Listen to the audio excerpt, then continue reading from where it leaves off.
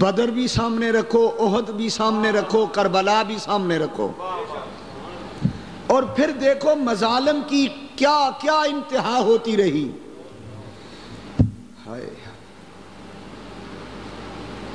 ان مظالم میں سے ایک بڑا ظلم یہ ہے کہ کسی کی قبر کو بھی معاف نہ کیا جائے۔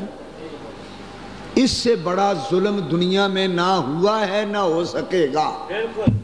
یہ منظر اگر آپ نے دیکھنا ہو تو جنت البقیع میں جا کے دیکھ لیں۔ حضرت علامہ نوری صاحب تشریف فرما ہیں، 20 حاضریاں دے چکے ہیں۔ وہاں جنت البقیع کی زیارت تو ہم کرتے ہیں لیکن دل خون کے آنسو روتا ہے۔ شورش کاشمیری مرحوم کہتا ہوں، فوت ہو چکا ہے۔ زندگی میں تو اس نے اہل سنت کے خلاف بہت طوفان بدتمیزی برپا رکھا، لیکن اب مر گیا ہے۔ مردوں کو برا کہنا مناسب نہیں۔ اس نے بھی ایک کتاب لکھی تھی، شب جائے کہ من بودم۔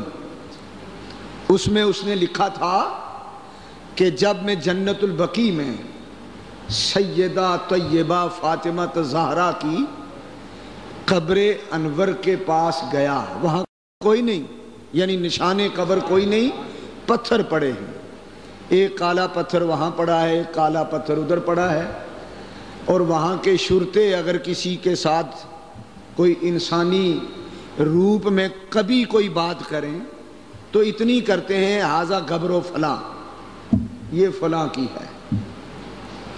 سیدہ فاطمہ کی قبر انور پر 1-2 کالے پتھر پڑے ہوئے ہیں، باقی قبر وغیرہ کوئی نہیں۔ تمام خاندان نبوت کو بلڈوز کیا گیا ان کی قبروں کو۔ سیدنا عثمان غنی کی قبر کو، نہ صرف قبر کو بلکہ گنبدوں کو توپیں مار کے گرایا گیا، گولے مار کے، قبروں پر بلڈوزر چلائے گئے۔ تو شورش کاشمیری نے ایک بڑا دردناک لفظ لکھا کہ جب سیدہ کی قبر انور پر میں حاضر ہوا تو میں بت کی طرح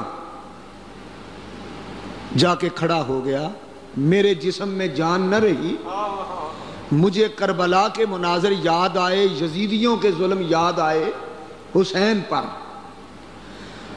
لیکن سعودی عرب والوں نے جو حسین کی ماں پر ظلم کیے، سیدہ فاطمہ پر جو ظلم کیے، تو شورش کہتا ہے میری آنکھوں سے آنسو گرے اور میں نے کہا اے سیدہ یہ تیرا ہی کام ہے صبر کرنا، تیری آل کو ظالموں نے کربلا میں شہید کر کے لاشوں پہ گھوڑے دوڑا کے چھوڑ دیا، لیکن ان ظالموں نے تیری قبر کو بھی معاف نہیں کیا۔